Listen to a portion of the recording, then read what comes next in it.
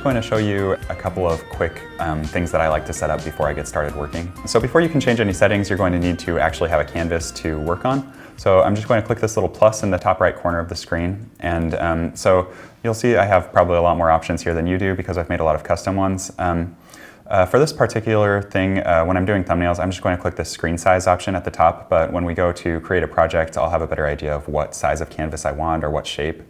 So we'll come back and probably create a custom one there. But for now, I'm just going to tap this very top option that says screen size, and it will take me right into the canvas. So after you've created a canvas, it will just take you right into here. And you can see there's this top bar along the top of the screen with all of the tools that you're going to want to use. And to get into settings and just set things up how I like them, you're going to click on this little wrench icon towards the top left. And then, so I like having this light interface turned on. And then personally, I like to have the brush cursor, which just means as you draw, you're going to see this shape of the brush as you go. If you have that off, you can see, you don't see that shape, you just see the mark that you're making. I like it on, you can turn it off if you want to. So when you just tap on the screen and hold your finger, then you'll get this menu that shows up, and you can customize this to whatever you want.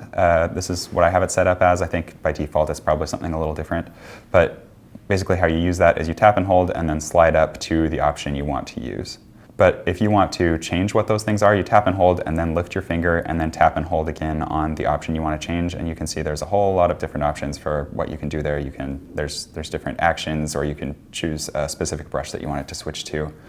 Yeah, so this can be super helpful. It can help you do a lot of things a lot more quickly. And then over here on the top right are probably your most important tools. You've got your brush menu. You can choose what you're drawing with. So I'm going to go in and choose, I like to use a slightly bigger pencil for sketching. I have all of my brushes, like the ones that I like, in a little favorites menu here.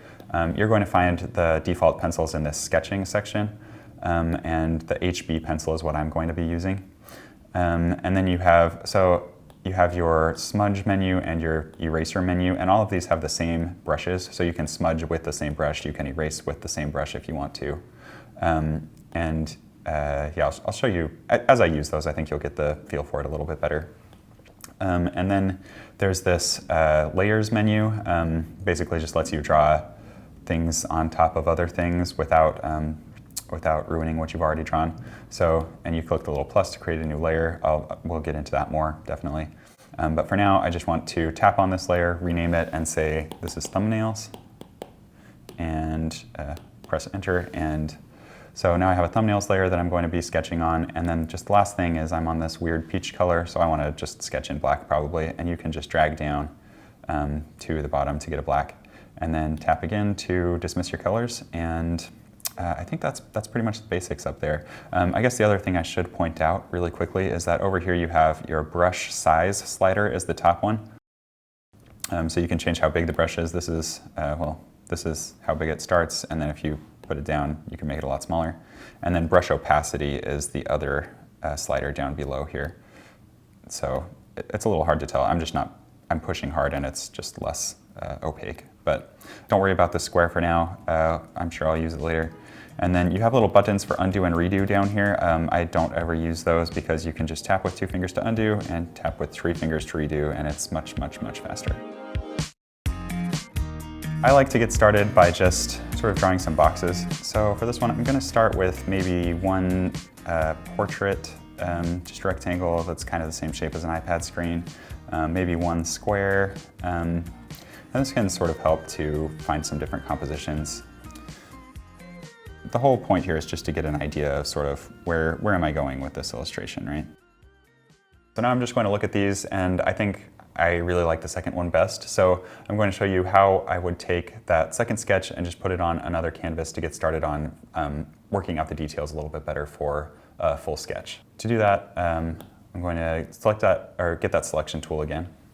And notice I made this one a square, so I'm going to want a square canvas, and then I'm just going to select this entire thing, just draw around the outside of it, tap again to finish that selection, and then I want to make sure I'm on the right layer that has the actual image on it, and it looks like I am on that thumbnails layer. So I'm just going to swipe down really quickly with 3 fingers, and then I'm going to tap copy, and then I'm just going to tap gallery, and then I'm back out to my gallery view. I click plus, and this is where I'm going to show you how to make a custom canvas size. So down at the very bottom of this menu, there's a button that says Create Custom Size, and I'm going to tap this. And for something like this, maybe I'll do like 4,000 by 4,000. That's a pretty big size. That should be okay if I decide I want to print or something like that. And then I'm just going to name this custom square or something like that. Click done, and it will create a canvas for you. And if you were to go back out to the gallery, it also saves that as a new canvas size. So you can see down at the bottom I have custom square, and I can use that again. But for now, I just want to go back into this canvas I just made. And then again, I'm going to swipe down with 3 fingers and then just tap paste. We have our thumbnail all blown up and everything. So I'm going to tap on the layers menu. I'm going to rename this to thumbnail and then press enter. And then I'm going to create another layer above that, and I'm just going to rename it to sketch. And then I like to just lower the opacity of the thumbnail layer quite a bit. So I'm going to tap on that to make sure that's my selected layer, and then tap with 2 fingers, just a really quick tap, and you see this slide to adjust and blue bar appear at the top of the screen. And then you can just slide anywhere on the screen to change the opacity. So towards the left we'll make it lower, towards the right we'll make it higher. And then I'm going to bring the layer opacity down to something like 25% maybe, and then you just tap anywhere to kind of finish that opacity change. So I'm doing a pretty rough version of this sketch to start with, I guess. And I'm just sort of coming in and kind of formalizing some of the lines I did earlier. And then I'll turn off the thumbnail quite a bit to just sort of see how the sketch is working on its own. And sometimes I'll even work just for a second that way, so I don't have the distracting thumbnail underneath. It kind of gives me a clearer view of what I'm doing. And I'll probably toggle this back and forth several times as I'm working.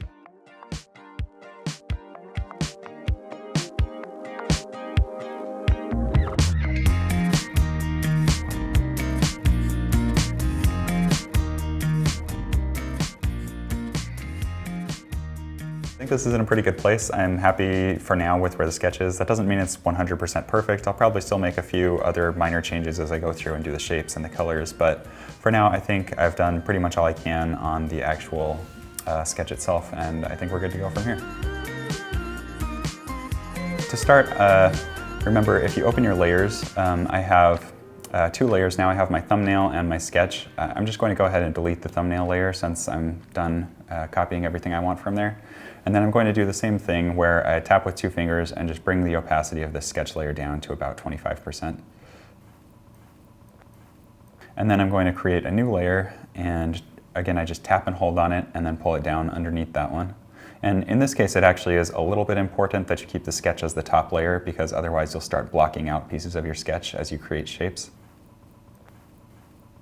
At this stage I like to just sort of plan what layers I'll need, and obviously I'll add more as I need them.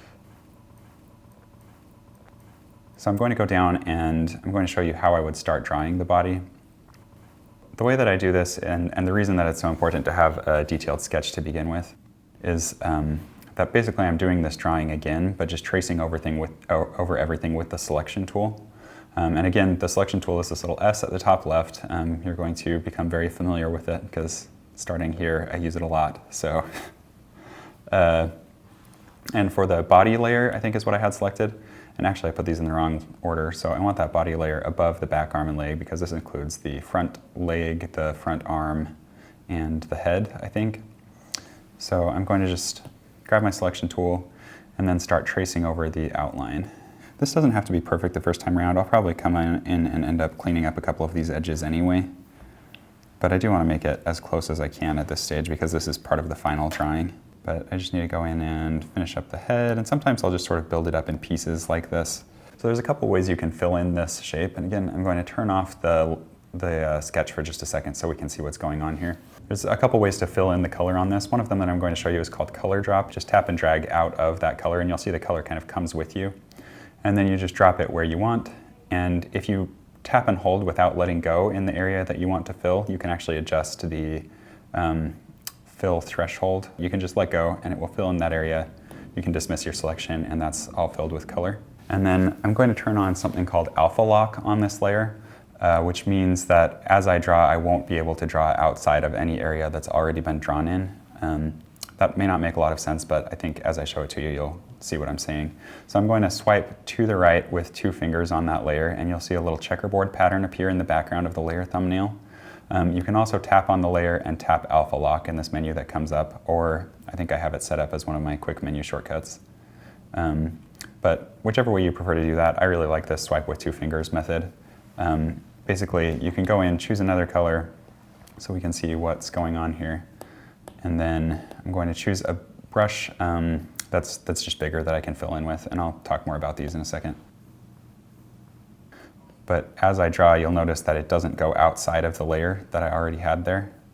Or if I turn Alphalock off and do that same thing, it's drawing outside the bounds as well.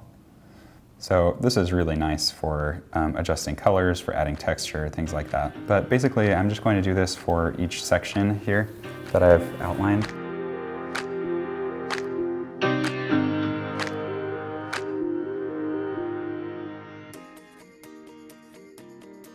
I haven't worried too much about colors because I know I'm going to go and change those quite a bit as I start adding the background. But for now, I'm really happy with these shapes, and we can use those to sort of start building the color and the texture and start thinking more about the details. So to start on colors, you'll notice that I've been working from a little palette I already had here. We're going to create a new one because these are just colors I had laying around. I just want to get something a little more specific for this drawing. And just make more conscious color decisions rather than just picking something I already have. So to do that, I'm going to tap on this palettes button at the bottom right corner of the color panel. And then up at the very top of this, I'm going to click the little plus icon, and you'll notice that created a untitled palette partway down my panel here. And so that already has default marked. You can choose which one you want as default by tapping select or set default. And then I'm going to go back to my disk, and you'll notice I have a completely blank color palette now. And then I'm just going to call that Space Cadet. And then to start picking colors, a lot of the time I kind of have sort of a general color palette in mind already. So for this one, I'm going to try to have sort of a teal-ish background and maybe like make some of these background shapes kind of a pink color or something. So I'm going to start adding a couple of those colors.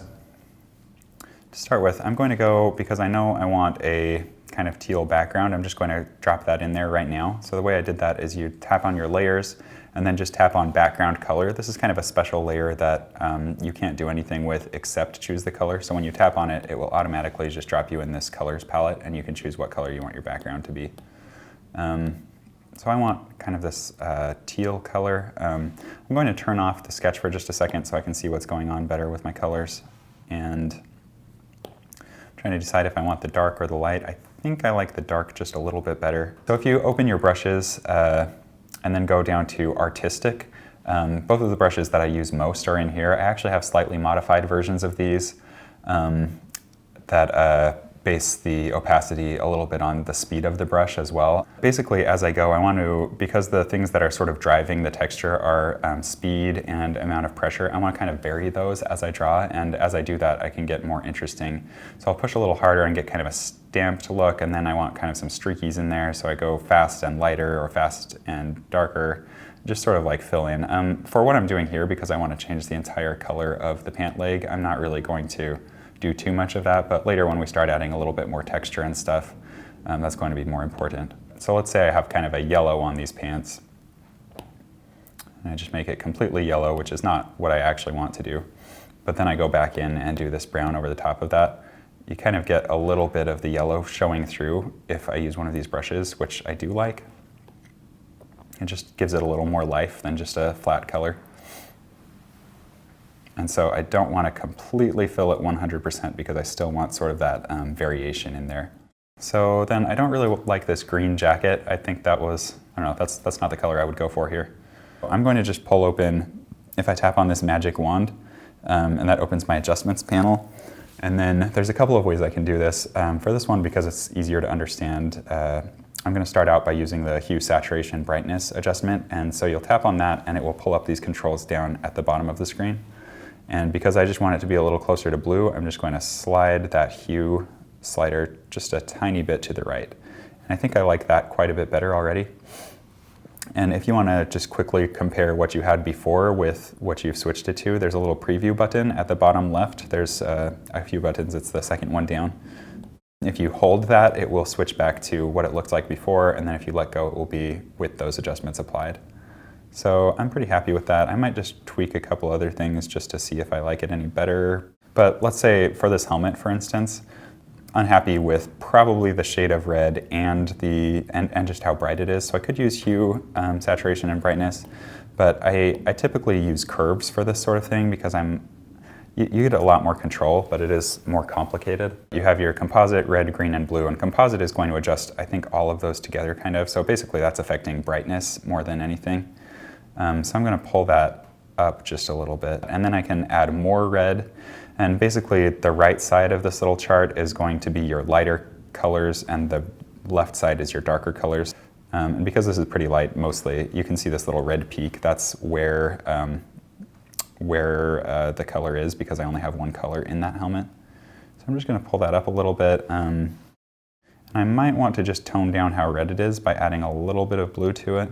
So now that we have our colors kind of figured out and a general direction on those, I'm going to start adding some background details, especially because that will affect some of the contrast in places. I want to get those in pretty early on. Okay, so I'm going to turn my sketch layer back on, and then I'm going to just collapse this whole guy layer group that I made and go to my background group. Actually, you know what, I'm going to move that sketch layer out of that for now, and then turn off that guy group so I can still see my sketch layer and turn it on and off easily. And then for this background section, I'm going to just start adding some of these different background shapes and trying to figure out where I want to go with those color-wise. So let's start with this big circle. Again, I'm just sort of tracing around it. It doesn't have to be perfect. I actually prefer a little bit that it's not perfect. Okay, so I've got that shape pretty much in there. I'm going to turn off the sketch layer. I'm not totally sure what color I want to make this, so I'm going to play with a couple of different things and just see what looks good. So the other one I liked was screen, and maybe if I turn that down a bit, maybe to 40% or something. I think I like that a little bit better. So I might just go with that for now. That means I'm going to have to add another layer to create some of these different background pieces. And again, I'm going to put those in a group just to keep things clean. And we'll just call this whole group background. And then I'll rename this layer to large circle or something like that. I'm going to create another layer for shadows. These are going to be just the shadows along the ground. And these can be a little more just free-handed looking, I guess. They don't have to be perfect, but I'm going to just have it sort of freehand the ends and sort of use this straight line mode for the select tool for the in-betweens, I guess.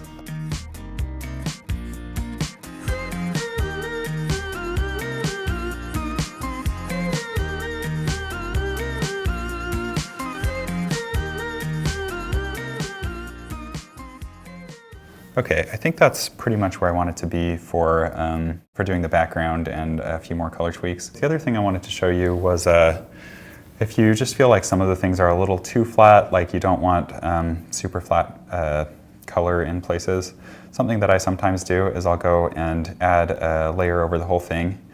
And you want to fill this with 50% gray. So you want this 50% gray. I have this blank layer and I'm just going to drag that out and fill the whole layer.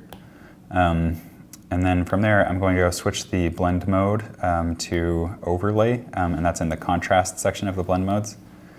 And so if I turn that on and off, you should see no difference. And it looks like that is working as expected. Okay, so I'm going to open up my adjustments menu, which is the magic wand up at the top left, and I'm going to go down to noise. And you can just slide across all the way to the right, and if you wanted to, you could add this crazy amount of noise. I don't think that's the right look for this particular picture, so I'm going to make this a lot more subtle, and just by swiping anywhere on the screen towards the left, you can pull this down quite a bit. I think something like there is pretty good for what I want, because I just want like a little bit of subtle grain added to this. And let me just see if there's anything else I wanted to do here. I'm going to turn my sketch back on. And I think this is actually one of the hardest parts of a drawing for me, is just deciding when it's done because I think there's always things I would like to change. But I think this is good enough, so I'm going to call it done.